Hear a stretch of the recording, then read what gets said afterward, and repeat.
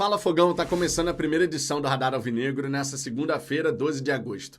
Ontem, dia dos pais, o Botafogo foi a campo contra o Juventude em Caxias do Sul, mas infelizmente não nos deu motivos para ficarmos felizes nesse domingão. Domingão em família e tudo mais, mas a gente passou uma raiva que eu vou te falar. Essa é a grande verdade. Eu não sei você na sua casa, mas eu fiquei pé da vida ao longo do confronto, por vários fatores. Primeiro, a estratégia inicial adotada. O Botafogo não soube jogar o jogo no primeiro tempo. A atitude foi deficiente também. Os atletas do Botafogo estavam errando tudo, cara. Seja lá no ataque, quando tinha oportunidade de fazer um gol, seja no sistema defensivo. Minha Nossa Senhora! O que foi a saída de bola do Botafogo? Lenta, errando passe pra caramba. Quando tentava fazer um passe vertical, dava no pé do adversário. Quando a gente chegava para construir jogadas e tinha condição de balançar as redes, chutava em cima do goleiro, fraco. Minha Nossa Senhora, o primeiro tempo realmente, vou te falar, não é pra gente esquecer, porque esse primeiro tempo não pode voltar a acontecer. O Botafogo terminou a primeira etapa perdendo por 2-0.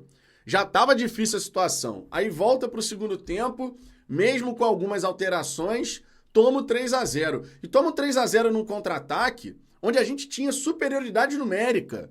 Ainda assim, a gente consegue levar aquele terceiro gol. Foi um festival de horrores até o 3-0. A verdade é essa. Depois o Botafogo, colocando a cavalaria ali em campo, o Botafogo conseguiu reagir, fez o 3-1, fez o 3-2, teve chance para fazer o 3-3 e digo mais, o Botafogo poderia ter saído vencedor desse confronto, sem nenhum exagero. O Botafogo no Campeonato Brasileiro é o time que menos precisa finalizar para poder balançar as redes. Só que isso não significa dizer que a gente não está desperdiçando uma série de oportunidades. Eu posso mencionar aqui 2 jogos, 3 até. Contra o Fluminense, terminou 1-0 o Botafogo, mas a gente poderia ter feito 5-6, sem nenhum exagero. Contra o Juventude, nós tomamos 3 gols, mas a gente poderia ter feito ao longo do confronto 5-6 também. Só o Carlos Alberto perdeu 3 grandes oportunidades. O Matheus Martins também perdeu a dele. Então só aí já são 4 grandes chances. O Botafogo fez 2 gols. Sem exagero, 5-6 a gente poderia ter feito. Contra o Cruzeiro, que a gente também perdeu por 3-0, a gente poderia ter feito naquele jogo no mínimo 3. Mas toda hora a gente acaba finalizando de alguma maneira que facilita a vida do goleiro. É uma finalização muito perto do goleiro que dá a possibilidade dele fazer a defesa. Isso tem sido um problema, não é algo exclusivo do jogo contra o Juventude. Contra o Bahia na Copa do Brasil, no estádio Newton Santos, desperdiçamos oportunidades. E lá na Fonte Nova também. Então o Botafogo vem conseguindo fazer muitos gols, mas a gente está desperdiçando muitas chances. Me preocupa isso, sinceramente, para essa eliminatória contra o Palmeiras. Porque em jogos de mata-mata, se você não faz o seu gol, daqui a pouco o adversário, numa oportunidade, balança as redes. E isso, claro, é um perigo para a gente. Também é perigoso o que está acontecendo com o nosso sistema defensivo. O que aconteceu para a gente poder dar tantos passos atrás? Porque a verdade é essa, o Botafogo caminhou para trás, né? Se a gente parar para pensar que o nosso sistema defensivo vinha de 4 jogos sem ser vazado, e agora a gente tem 9 gols sofridos no Brasileirão nos últimos 4 confrontos, é uma média superior a 2 gols sofridos por jogo. A gente pode até falar que nesse período foi onde aconteceu a lesão do Júnior Santos, beleza, isso dá para ser dito. Mas um jogador de ataque não pode simplesmente fazer com que um sistema defensivo desmorone. Por mais que o Júnior Santos fosse uma peça importante, até na recomposição, a gente tem que reconhecer isso aqui. Mas é um atleta de ataque. O que está acontecendo para esse desencaixe? Tem coisa a mais aí. O Arthur Jorge ele tem que analisar e estudar quais são as mudanças que estão acontecendo. Um dos pontos que, na minha opinião, está impactando é justamente o fato do Botafogo estar fazendo uma pressão ineficiente. O Botafogo está subindo o seu bloco de marcação e está tentando pressionar o adversário mais em cima. Mas você pode observar que não fica uma marcação encaixada. O Botafogo está sempre fazendo a pressão tardia. E se você faz a pressão tardia, até o Juventude do Jair Ventura desfigurado com 6 desfalques, fica parecendo a seleção de 70 quando vai sair do campo de defesa. Tivemos jogadas no primeiro tempo onde literalmente isso aconteceu. O Botafogo sobe para pressionar, o Juventude troca meia dúzia de passes e já consegue romper essa primeira linha de pressão. E aí tem campo para correr. O Botafogo se enrolou praticamente sozinho, por mais que, claro, você tenha que dar mérito à equipe adversária, que conseguiu aproveitar as oportunidades, é claro que tem mérito nessa história. Mas o Botafogo se complicou sozinho num jogo que era pra gente ter saído com 3 pontos. Não dá pra gente encarar de outra maneira uma partida onde o Botafogo pega um Juventude todo desfigurado, por mais que fosse em Caxias do Sul. Simplesmente não dá. Só que o brasileiro, ele tá querendo que o Botafogo permaneça na liderança, porque nessa rodada, o Flamengo poderia, com uma vitória simples, ter nos ultrapassado. Só que isso não aconteceu, porque o Palmeiras, mais por fim do confronto no Maracanã, conseguiu buscar o empate, terminou 1-1. A rodada foi muito boa mesmo para o Fortaleza. Está na segunda colocação com 42 pontos, o Flamengo tem 41, o Botafogo 43. Só que Fortaleza e Flamengo têm um jogo a menos. Jogos esses que vão acontecer justamente contra o mesmo adversário e no mesmo local, lá em Porto Alegre, no Beira-Rio contra o Internacional. O Internacional, portanto, nesse momento, pode ser o fiel da balança. É claro que ainda tem muito campeonato para acontecer, o Botafogo tem muitos adversários ainda por encarar. O próximo, inclusive, no Brasileirão, é justamente o Flamengo, no Newton Santos. Nós poderíamos, nesse momento, estarmos a 5 pontos, né, com essa vantagem para cima do rubro-negro. Mas agora não, a gente só tem 2 pontos. Então a vitória no estádio Newton Santos, ela se tornou ainda mais importante num clássico que vai acontecer em meio aos confrontos contra o Palmeiras, pela Copa Libertadores. Nessa quarta-feira começa essa disputa. E o Botafogo precisa mostrar uma postura diferente, um foco diferente, uma concentração diferente e um pé na forma que a gente não tem visto. Fora, claro, o sistema defensivo que tem que fazer a boa. Nós precisamos fazer um jogo muito correto contra a equipe do Palmeiras, seja no Rio de Janeiro, seja em São Paulo. Se a gente quiser, claro, avançar para as quartas de final da Copa Libertadores. E eu espero que o Botafogo queira.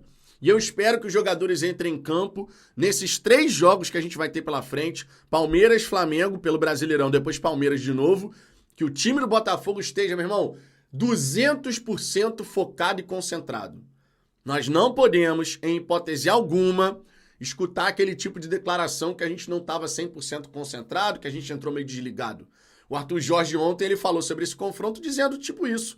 Dizendo que o time do Botafogo, de repente, não entendeu a importância desse jogo contra o Juventude na nossa caminhada. Isso, sinceramente, não pode ser normalizado. A gente não vinha mais escutando esse tipo de discurso. E no ano passado a gente escutou muito. É bom a gente lembrar. No ano passado a gente escutou muito esse tipo de frase, né? Qualquer coisa no sentido de entramos desconcentrados ou voltamos a campo desligados, qualquer coisa nesse sentido. E agora isso não pode acontecer. Não pode mesmo. Então a gente tem que ter nesses próximos 3 jogos, cara, muita concentração. Agora, Fogão, falando um pouquinho sobre a Libertadores, na verdade, não é nem sobre a Libertadores, é sobre Damian Soares, que permanece inscrito na lista do Botafogo para a competição continental. Um dirigente do Peñarol, ele se manifestou, o Júlio Trochansky. Ele falou, né, afirmando ao programa Minuto 1 da Rádio Carve Deportiva, que ainda não tem a confirmação de que o lateral permaneceu na lista do Botafogo. Mas, na Conmebol, o nome do Damian continua aparecendo. Abre aspas aqui para o dirigente do Peñarol. Não temos isso confirmado, é uma decisão que tomou o Botafogo. Estamos tentando confirmar se o clube decidiu inscrevê-lo nas oitavas da Libertadores. Vamos nos informar pelas conversas que temos com o Botafogo através dos empresários ou pela lista oficial que a Conmebol vai disponibilizar. Ela já disponibilizou e o nome do Damian apareceu lá. Passa um pouco por como foi conduzida publicamente essa situação. O Peñarol não apenas perguntou se foi inscrito antes do prazo final de inscrições, mas falou com o presidente, a direção esportiva do Botafogo e outras pessoas para tentar que ele não fosse inscrito, já que praticamente está definido que ele possa jogar no Peñarol. Termina sendo um dano desnecessário ao jogador. Esse Júlio Trochansky é um brincalhão, irmão. Um dano desnecessário ao jogador? Um dano que foi produzido pelo próprio Damian. O próprio Damian criou essa situação. Ele poderia ficar no Botafogo até o fim da temporada, chegar no fim do ano e falar, ó, calendário do futebol brasileiro é muito pegado, não sei o quê, muitas viagens, não tá dando pra mim, eu quero ir pro Uruguai. E o Botafogo provavelmente escutaria isso de boa. Só que da maneira como foi feito, segundo a rádio, inclusive, né, a Carve Deportiva, o Damian alegou problemas pessoais para deixar o Botafogo e um deles está ligado ao calendário dos jogos, por isso que eu falei sobre isso. Né? Muitos jogos e muitas viagens. Não está conseguindo se adaptar. Cara, o Luís Soares passou pela mesma coisa no Grêmio, mas olha como o Luís Soares conduziu a situação. Ficou até o fim do ano, representou, o Grêmio foi vice-campeão brasileiro, inclusive poderia ter sido campeão brasileiro por conta de erros de arbitragem, um pênalti escandaloso não marcado contra o Corinthians, lá na Neoquímica Arena, por exemplo, poderia ter mudado o cenário da competição, a posição final do Grêmio na tabela do Brasileiro. Mas o Luís Soares, o que interessa aqui é isso, é a postura. Por mais que tenha tido aquele disse-me-disse, ele vai sair, ele vai pro Inter Miami, que não sei o quê, no fim das contas, o Grêmio costurou uma situação com o atleta, onde o atleta respeitou a instituição, cumpriu pelo menos o contrato até o fim da temporada e depois seguiu o seu rumo. Era só isso que o Damião precisava ter feito, mas não, criou toda uma situação, né? E o Botafogo, claro, se sentiu traído nessa história, porque o Peñarol, inclusive, segundo constam todas as informações, o Peñarol, num primeiro momento, ele foi direto no atleta, o que vai contra as regras da FIFA. Na minha opinião, inclusive, o Botafogo deveria chegar e acionar a FIFA, dizendo que o Peñarol aliciou o Damian Soares, porque existem elementos para comprovar essa situação. E se o Botafogo for na FIFA, o Peñarol pode ficar impedido de registrar novos atletas, por exemplo, por 2 janelas. Imagina o impacto disso. Ainda segundo a Rádio Carve Deportiva, o Botafogo teria solicitado ao Peñarol um pagamento de $400 mil, cerca de 2 milhões e 200 mil reais, para liberar o Damian, mas o Peñarol não teria concordado porque não vai pagar esse valor, ou seja, queria um lateral nosso titular e não queria pagar nada. Irmão, aqui não, né? Aqui não, definitivamente. Fogão, era isso que eu queria falar com você nesse vídeo. Eu quero saber a sua opinião sobre esse caso do Damian. E além disso, o que você espera do Botafogo para quarta-feira, pensando nesse primeiro grande desafio, nessa sequência de 3 jogos bem desafiadores? Deixe seu comentário aqui embaixo, quero saber sua opinião. E daqui a pouquinho volte aqui no canal, porque afinal de contas vai ter muito mais conteúdo sobre o Botafogo. Beleza? Um grande abraço e até daqui a pouco.